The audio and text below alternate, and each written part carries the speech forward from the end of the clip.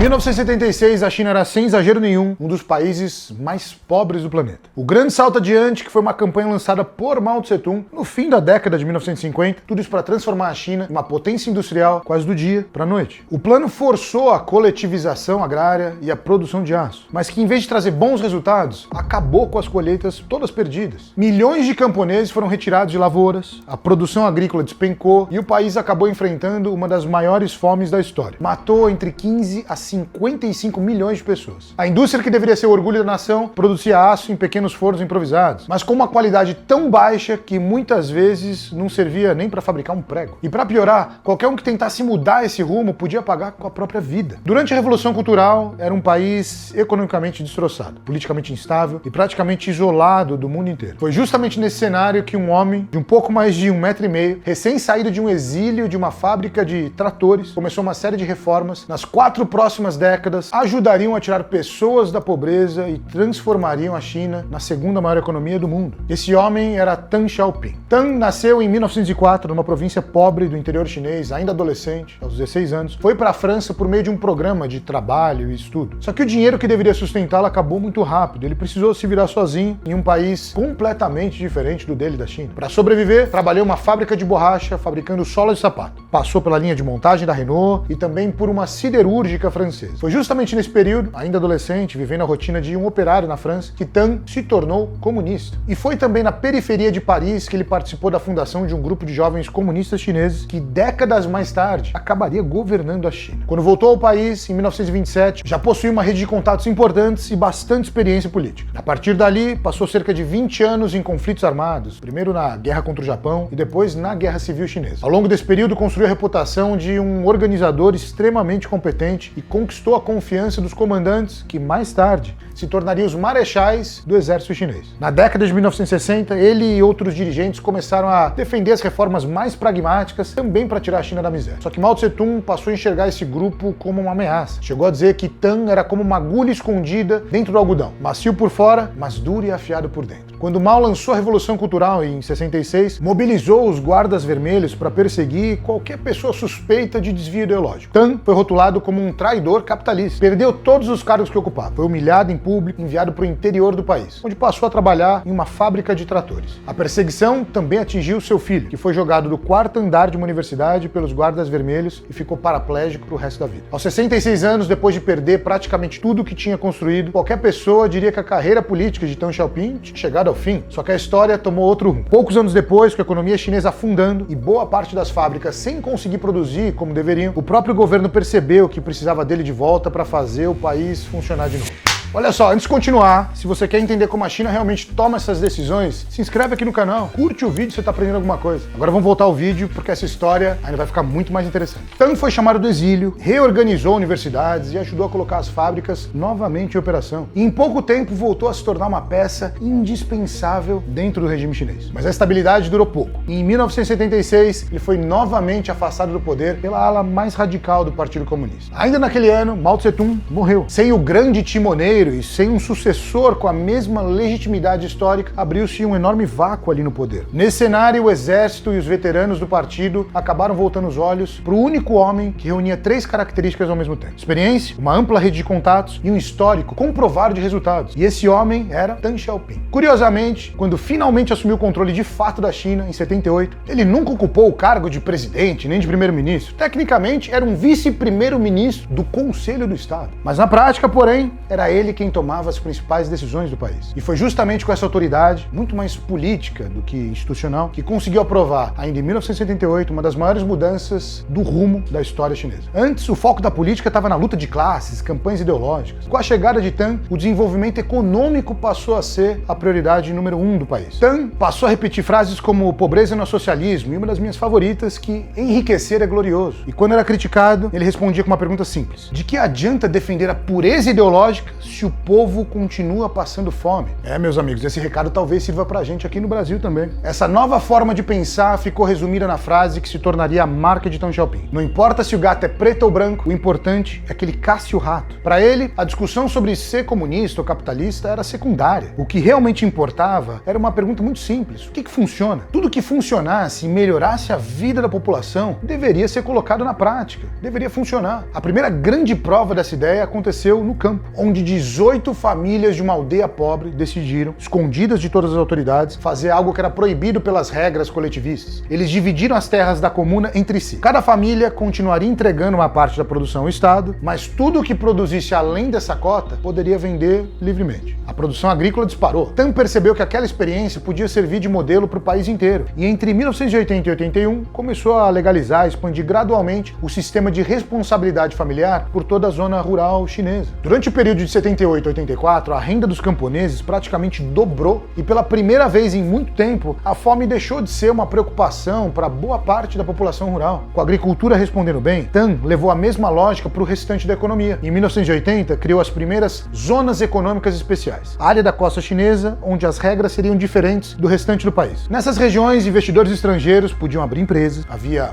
mais liberdade para definir preço, salário, e toda a produção era incentivada a competir no mercado internacional. A experiência mais famosa aconteceu na minha cidade, Shenzhen. Quando ela foi escolhida, era apenas uma pequena vila de pescadores, com mais ou menos 30 mil habitantes. Em menos de 10 anos, já abrigava milhões de pessoas e havia se transformado em um dos maiores polos industriais de toda a China. Os resultados apareceram na economia como um todo. Segundo o Banco Mundial, em 79 a 97, o PIB chinês cresceu em média 10% ao ano, um ritmo que nenhum país do tamanho da China havia conseguido sustentar antes. E pensar que em 1978, o PIB brasileiro era maior que o chinês. O Brasil produzia cerca de 200 bilhões de dólares por ano, enquanto a China produzia aproximadamente 149 bilhões. Quase 50 anos depois, a situação se inverteu completamente. A economia chinesa em 2025 ultrapassou os 20 trilhões de dólares, enquanto a brasileira representou menos de 2,5 trilhões. O crescimento econômico também mudou a posição da China no cenário internacional. Em 79, Tang visualizou a primeira visita oficial de um líder comunista chinês aos Estados Unidos e protagonizou uma das imagens mais simbólicas da diplomacia do século XX, aparecendo de chapéu de cowboy durante um rodeio no Texas. O gesto parecia uma parte de uma estratégia para mostrar ao mundo que a nova China estava aberto ao diálogo e aos negócios. Mas era isso mesmo. Ao mesmo tempo, essa abertura não significava abrir mão dos interesses chineses. Depois de mais de 20 rodadas de negociação com o Reino Unido, Tang conseguiu acertar a devolução de Hong Kong à China, garantindo que o território manteria o seu sistema capitalista por 50 anos. Seria muito fácil contar apenas a transformação econômica da China, mas isso seria uma versão totalmente incompleta dos fatos que aconteceram de verdade. A abertura da economia acabou gerando uma pressão que Deng Xiaoping nunca quis aceitar, a abertura política. E se o país estava permitindo mais liberdade para produzir, investir e empreender, muitos intelectuais e trabalhadores começaram a se perguntar por que essa liberdade também não poderia chegar à política? Essa tensão atingiu o auge em 1989. Durante semanas, centenas de milhares de pessoas ocuparam a Praça da Paz Celestial em Pequim, pedindo mais transparência, combate à corrupção e maior abertura política. Tang já tinha seus 84 anos e enxergou aqueles protestos como uma ameaça direta à estabilidade que ele tinha construído ao longo de todos os anos e decidiu encerrar as manifestações, mesmo que isso significasse usar força. No início de junho, tropas e veículos militares avançaram sobre a Praça da Paz Celestial para retirar os manifestantes à força. O governo chinês nunca divulgou oficialmente quantas pessoas morreram durante a operação e até hoje o episódio permanece entre os temas mais censurados dentro da China. Qualquer referência aos protestos é fortemente controlada pela censura chinesa e muitos jovens sequer aprendem o que aconteceu naquele dia na escola. A repercussão internacional foi enorme. Diversos países condenaram publicamente a repressão, suspenderam visitas oficiais, interromperam parte da cooperação com a China e impuseram sanções como embargos à venda de armas, que em alguns casos permanecem em vigor até hoje. É engraçado que quando eu morava lá, eu pegava a tradicional foto da Praça Celestial, do estudante em frente ao tanque, bloqueando aquele tanque. O tanque não passou por cima, ele deu a volta, aquele estudante sumiu. Mas eu lembro que eu mostrava para os amigos chineses, inclusive para uma pessoa que trabalha com a gente até hoje lá na China, e ele olhou a foto e ele falou assim, não, eu nunca vi essa foto não. Eu falei, não, você não sabe o que é isso? Ele falou, não, o que é isso? E eu digitava assim no Google, porque eu usava o VPN, mostrava para ele, e ele falava assim, nunca ouvi falar disso, o que é isso? Então nem um adulto chinês, por mais intelectual que ele seja, pesquise, fale inglês, se ele nunca pesquisar por um assunto que ele nunca ouviu falar, como é que ele vai saber? Durante os anos seguintes, a imagem internacional da China ficou profundamente abalada, e o país enfrentou um período de isolamento diplomático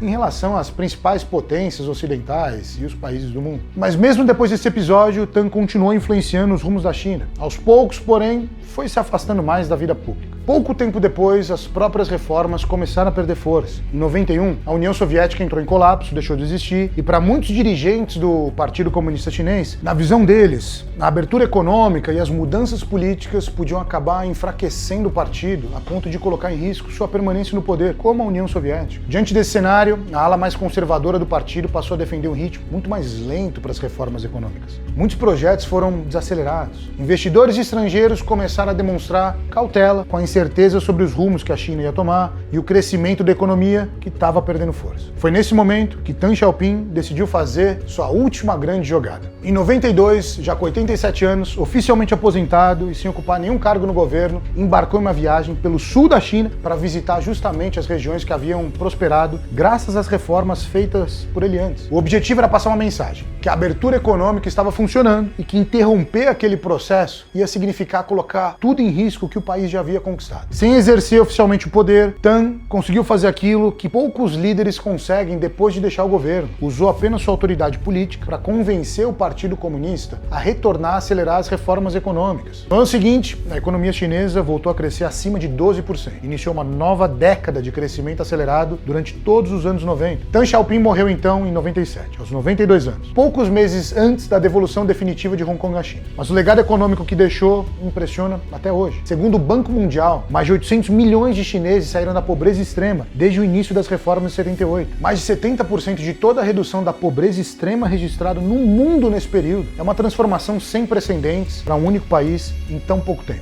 É justamente por isso que Deng Xiaoping continua sendo um personagem tão difícil de se avaliar. De um lado, está o líder que comandou essas reformas, responsáveis por tirar centenas de milhões de pessoas da pobreza. Do outro, está o governante que autorizou a repressão aos protestos de forma violenta. Talvez seja exatamente essa contradição que torna sua história tão fascinante. Ela não cabe em uma narrativa simples de herói ou de vilão. Os resultados econômicos são inegáveis, assim como as consequências humanas das decisões tomadas durante o seu governo. O que é mais engraçado, qualquer pessoa um pouco estudada vai saber um nome: Mao Tse-tung. Ele sempre foi o idealizador e criador do Partido Comunista Chinês. Ele foi aquele braço forte que colocou várias pessoas juntas dentro da Guerra Civil, ganhou essa guerra e fundou todo o início da União da China. Afinal, é um país que tem mais de 50 etnias diferentes, mais de 2.500 línguas que um povo só fala, tem escritas diferentes, povo árabe, povo uigur, povo chinês, é muito diferente e ele conseguiu colocar isso tudo junto dentro de um único país. Agora, pouco se fala dessa figura tão importante que foi Deng Xiaoping. Sem ele, sem essa articulação política, sem essa força que ele tinha de ter sido deposto, tratado como traidor, jogado de escanteio, jogado de novo e ressurgido, criado esse novo modelo, nada teria acontecido. A China não seria o que é hoje se não fosse por ele. Por isso que sempre eu gosto de afirmar que esse sim foi um dos maiores estadistas do século XX. Porque se a China um dia se tornar o primeiro país ou a primeira potência, nada seria sem essa faísca inicial desse grande articulador político que foi o Deng Xiaoping. Mas eu quero saber a sua opinião. Quando você olha para a história de Deng Xiaoping, o que pesa mais na hora de avaliar o seu legado? É a parte econômica ou o detalhe da violência que ele fez nos protestos? Eu sou o Lincoln Fracari, morei mais de 12 anos na China e se você gosta desse tipo de análise, gosta desse tipo de densidade nos vídeos, deixa a sua curtida, deixa o seu comentário aqui com a sua opinião, o que você achou. Eu sempre leio os comentários desses vídeos mais longos e como sempre, até o próximo vídeo.